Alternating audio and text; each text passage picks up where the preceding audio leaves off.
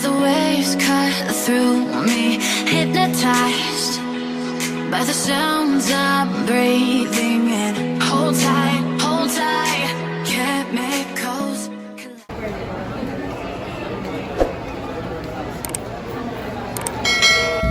To stow your beverage properly under the seat. The drugstore emergency exit. Read carefully. Hello beautiful people! Welcome back to my channel. It's me again, Rome. And eto na nga, medyo natagalan yung continuation ng ating vlog. So, eto na yung pupunta tayo ng Boracay. Nagtitipid ako, so nag-DIY lang ako guys. And I booked my plane ticket sa Cebu Pacific. 1 hour yung biyahe, then after that, makakarating na tayo sa Caticlan Airport. Marami kayong pagpipilian na mode of transportation pagdating nyo sa airport. Tricycle yung sasakyan ko ngayon. 150 pesos, so tig 75 pag dalawa kayo. Pero dahil mag-isa ko lang, babayaran ko ng buo yung 150.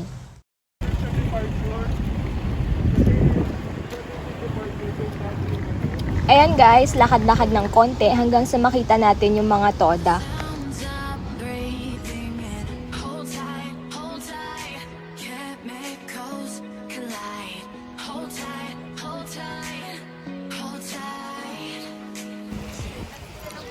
After magbayad dito ng 50 pesos, ayun, pwede na tayong sumakay sa tricycle and lalarga na tayo. Let's go!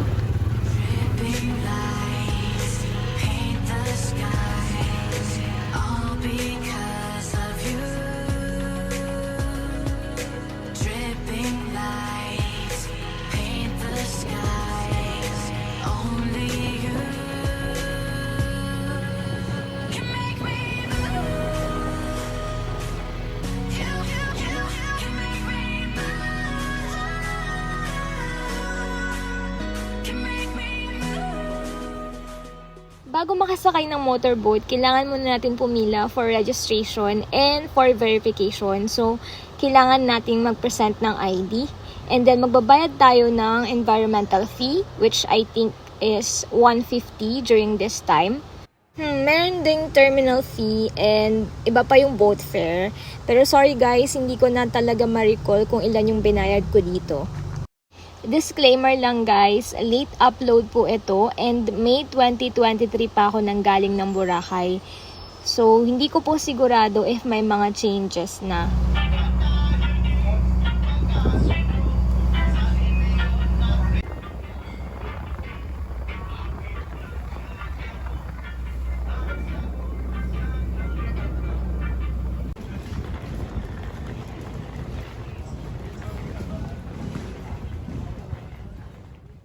Welcome to Boracay guys!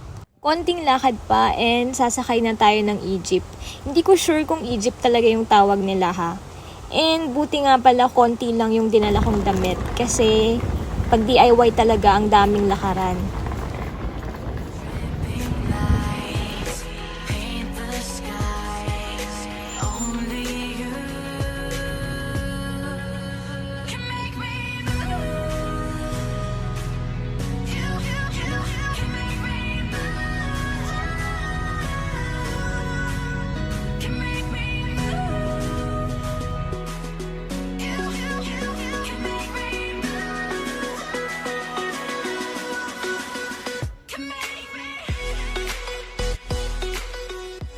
Nakarating na tayo dito sa Henan Park and nagugutom na ako. So lalabas muna ako para maglibot-libot and maghanap ng kakainan. Hindi ako dito kakain kasi gusto kong tumingin sa beach talaga eh. Lalabas na tayo ngayon and hindi ko alam yung daan. So magtatanong ako.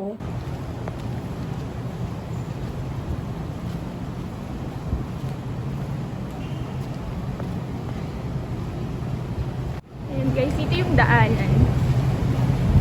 Papuntang beach.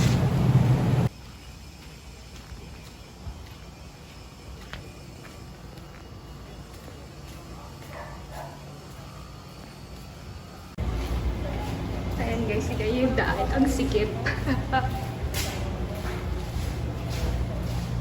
Ang sipot ng daan.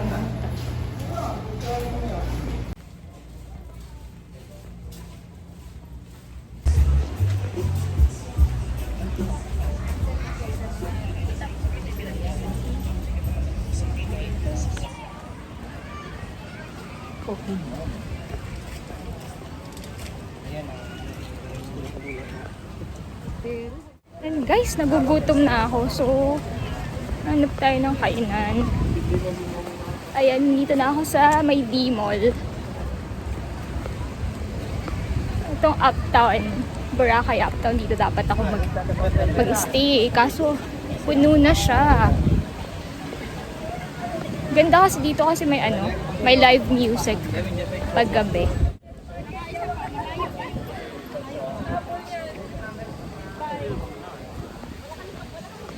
Saan ako kakain? Magja-Jollibee ako sa Boracay. Charot. Nagpunta lang sa Boracay para mag-Jollibee. And after ng paglalakad ko, I decided to eat dito sa Spice Bird. Panood ko lang actually dito sa YouTube na masarap daw dito, kaya gusto ko siyang itry.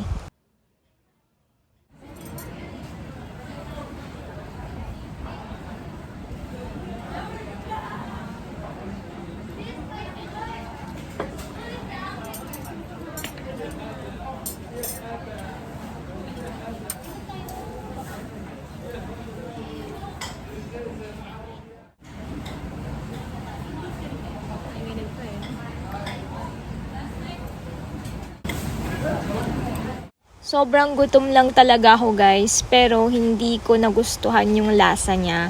Dahil kanya-kanya naman talaga tayo ng panlasa guys. So wag niyo akong i-bash. Marami naman talagang nasasarapan dito sa peri-peri chicken, pero siguro it's not for me. Trinay ko lang talaga siya.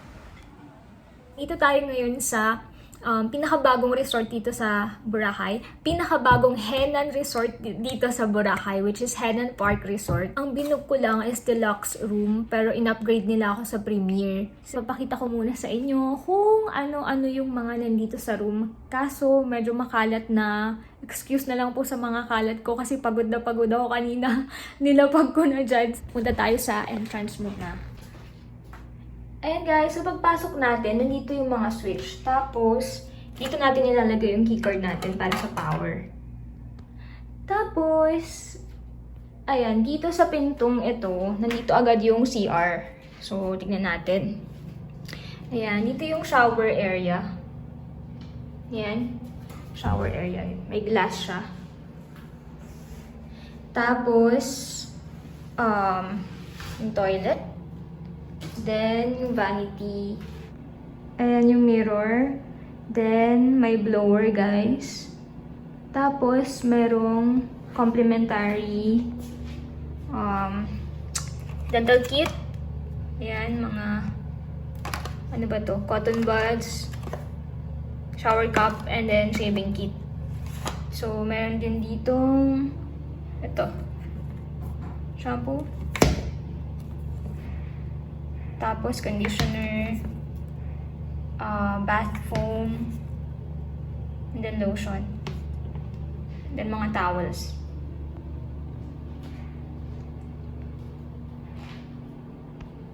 Then, ito guys, yung bathtub. Ito naman guys is, ayan, merong mga hanger. Lagyan ng damit dito.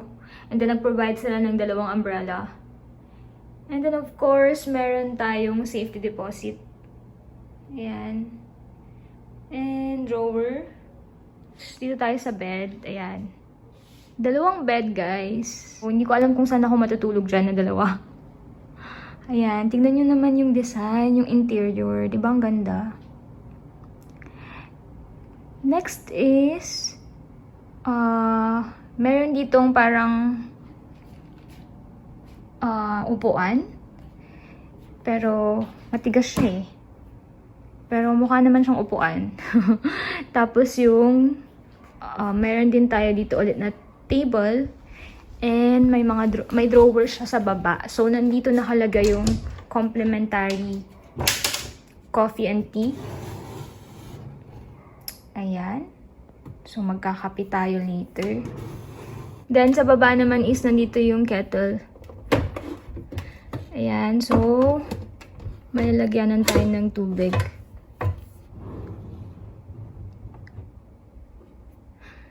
Next, yung isa naman, nandito yung ref. So, ayan. Naglagay ako ng drinks. Bawal kasi nga guys, magdala ng cook food dito sa loob. So, ayun, snacks lang ang pwede. Outside food, bawal magdala ng outside food na cook. Syempre pwede kung dito ka order sa kanila, sa restaurant nila, yung Orchard. Coffee table area. Then, may vanity table ulit dito. May mirror. Yan. So, yan. Diyan ako mag-work ngayon. Tapos, ayan, meron tayong, charan! Parang veranda. Yan, tignan natin. So, yung view dito guys is, dun sa may pool area. Kaso, hindi masyadong kita ng buo. Natatakpan. May nakaharang. Pero carry na rin kasi kahit pa paano may view, diba? Ayan, dito sa, ayun, may table area din dito. Pwede kang pwede kang mag-coffee dito.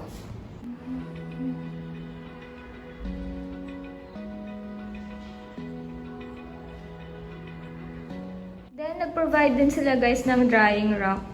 Ayan, para dun sa mga basang damit kapag nag-swimming.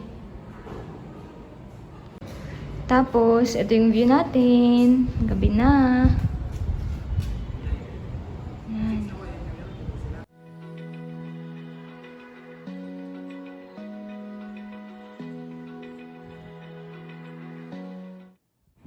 Hindi siya masyadong kita ng buo guys, pero carry na rin.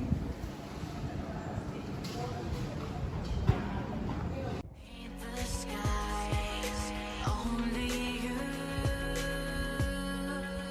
can make me move. You can make me move. Overall, ang ganda talaga dito sa Henan Park Resort. Although, ang isa sa napansin ko dito is yung ilaw, kahit nakabukas na lahat, medyo dim pa rin siya. Hindi siya ganun kaliwanag. Hindi ko sure kung sa room ko lang or ganito talaga dito sa Henan Park. The skies, only you can make me move. You can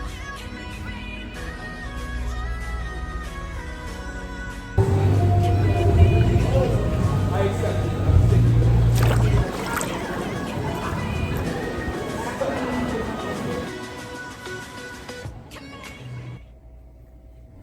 Hi guys! Good morning! Kakagising ko lang. Ngayon bababa ako para kumain ng breakfast dito sa Henan Park. Hindi ko alam kung bakit ang konti lang ng kinuha kong pagkain kasi sobrang sarap ng buffet nila dito guys.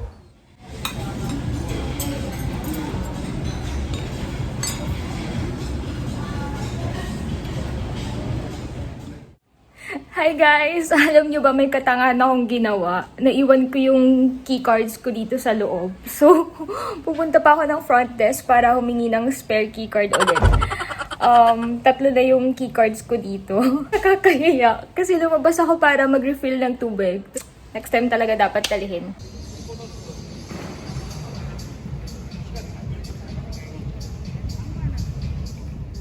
Babad ako ulit sa swimming pool guys para masulit ko yung time ko dito sa Henan Park. Kasi one night lang yung binook ko dito. And then lilipat ako ng ibang hotel sa Station 1 for 2 nights naman. The skies, only you can make me move. You can make me move. Can make me move. You can make me move. Can make me.